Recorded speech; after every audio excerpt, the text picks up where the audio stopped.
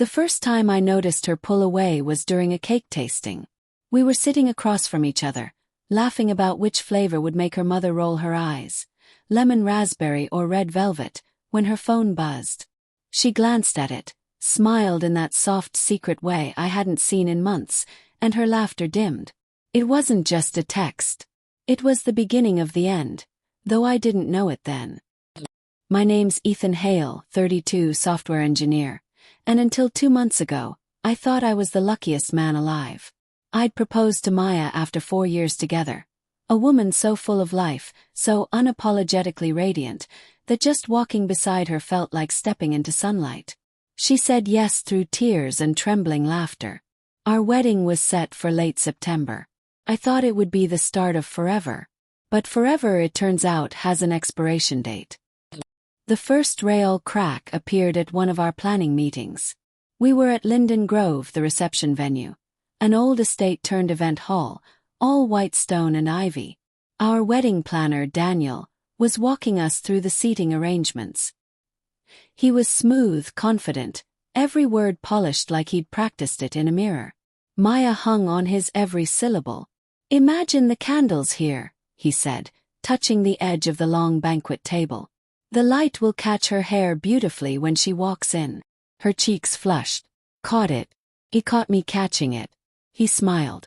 I brushed it off. People get caught up in wedding emotions, right? She was excited. I was overthinking. But soon Daniel was everywhere. Texts about floral decisions at midnight, phone calls that lasted an hour, quick check-ins that turned into dinners I wasn't invited to. When I asked about it, she laughed. "Ethan, don't be paranoid.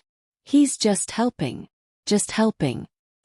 3 weeks before the wedding, I found her sitting on the couch, eyes red, dress catalog open but untouched. "Maya, what's wrong?" She hesitated, biting her lip. "Ethan, I think I need to talk to you about something." My chest tightened. I already knew this wasn't about flowers. "What is it?" She closed the catalog, folded her hands, and said it like she'd rehearsed it in her head 100 times. "I'm canceling the wedding." The words didn't register. They just hung there, suspended between us. I blinked. "You're what?" Her voice broke slightly, but her eyes didn't waver. "I can't go through with it. I'm in love with someone else." I remember laughing, a short, disbelieving sound. "Someone else? Who?" Her silence was all the answer I needed. When she finally said his name, Daniel, it was like the room collapsed in on itself. It's strange how quiet the world becomes when your heart breaks. I didn't yell. I didn't throw anything. I just stared at her, trying to find some trace of the woman I knew, the one who used to fall asleep on my chest, whispering plans for our honeymoon. "How long?" finally asked. She looked down. "A few weeks." I tilted my head. "A few weeks? Or since he started planning our wedding?" Her silence confirmed it. "Maya," I said softly, "you let him plan our future while you were building one with him." She started crying. "I didn't mean for it to happen. I just felt seen, Ethan. He listens. He understands me." I wanted to scream. "I understand you. I built a life around you." But the words wouldn't come. Instead, I stood up, walked to the kitchen, poured myself a glass of water, and said the only thing I could think of. "Okay." She blinked, confused. "Okay. That's it." "Yeah," I said quietly. "If that's what you want, I won't stop you. Because here's the thing about betrayal. You can't argue your way out of it. Once someone's decided you're no longer what they want, no amount of begging changes their mind."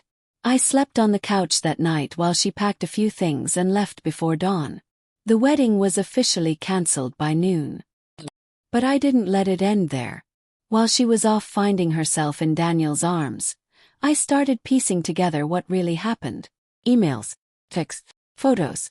Every detail meticulously documented in the shared wedding folder she'd forgotten to delete from our cloud.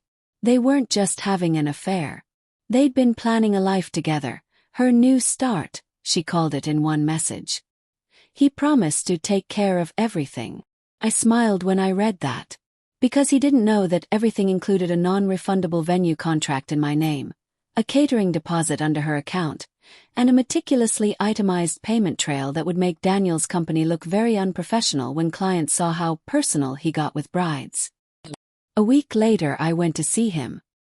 He was at his office, charming as ever. When he saw me walk in, he froze for a fraction of a second, long enough to confirm what I already knew. "Ethan," he said, smiling stiffly. "Didn't expect to see you. How are things?" "Could be better," I said, sitting across from him. "Maya told me everything." He sighed, trying to look remorseful. "I'm sorry, man. It just happened." I leaned forward. "No, Daniel. Affairs don't just happen. You planned mine." His jaw tensed. I placed a folder on his desk, the one containing screenshots, call logs, and invoices. "You crossed a professional line. And now everyone's going to know it." His eyes flickered with panic. "What do you want?" I smiled faintly. "Nothing. I just wanted to watch you realize you've destroyed your own business." Then I stood, walked out, and let silence do the rest.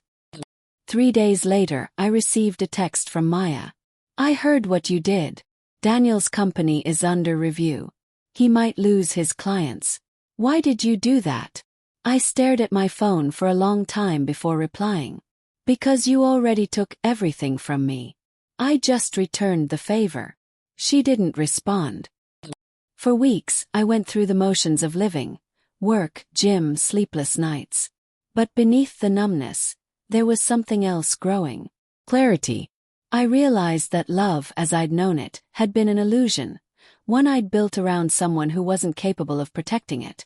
When I finally began clearing out our apartment, I found our wedding vows in her handwriting, folded neatly in a drawer. "You are my calm in every storm." I laughed. Then I tore it in half. Months passed. People stopped whispering. My mother stopped asking if we'd maybe work it out. Then, one afternoon, I got an email from Daniel's company's official address. Not from him, but from a client he'd scammed. Apparently, he'd used deposits from multiple couples to fund personal expenses, including a surprise getaway with Maya. The firm went under within weeks. He disappeared from social media. And Maya? I heard she tried to start a small event planning business of her own. Failed. 6 months later I saw her again, by accident. I was at a cafe downtown reading when she walked in. She looked older somehow, tired. The glow she used to carry had dimmed. When her eyes met mine she froze, then approached slowly. "Ethan," she whispered. "Maya." There was a long silence before she spoke. "I wanted to apologize." He nodded. "Okay." She looked hurt. "That's all. What do you want me to say?" "That I forgive you. Maybe I will someday. But not today." Tears welled up. "He left me, Ethan. Said I ruined his life." I almost laughed. "You did. Just not the way you thought." She reached out, touching my arm. "I miss you." I looked at her hand, then at her face. And for the first time I didn't feel pain. Just distance. "I used to miss you too," I said. But then I realized the woman I missed never really existed. She drew back as if I'd slapped her. Then she nodded, turned, and left. I finished my coffee in silence. Outside, rain started to fall, soft, cleansing. And for the first time in months, I didn't feel broken. Felt free. They say revenge doesn't heal you. Maybe they're right. But sometimes closure isn't about forgiveness. It's about truth. The truth that love without loyalty is nothing. The truth that calm isn't weakness. And the truth that sometimes, the best thing you can say to someone who betrayed you is nothing at all. Because silence, when chosen, speaks louder than any words ever.